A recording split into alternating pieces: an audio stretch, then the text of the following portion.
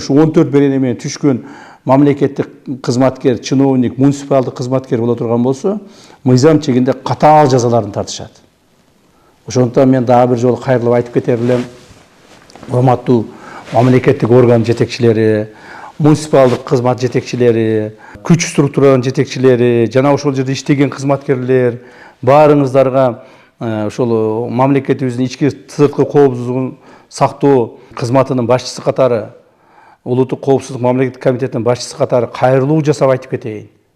Бул коррупциялык элементтерден, коррупциялык беренелерден түшүп калбаш үчүн сөзсүз түрдө таза иштегиле. Эгер таза иштей албасаңар, мамлекеттик таза кызмат кыла албасаңар, принципиалдуу боло албасаңар, бала чакаңарды ошол таза эмгек пешенеттер менен бага албасаңар, анда мамлекеттик кызматтан бошонгула. Ачык айтайын. Бошонуп, өзүңөрдүн бизнесиңерди кылгыла, ишкердик менен алектенгиле, жана көбүрөөк акча тапкан жака баргыла.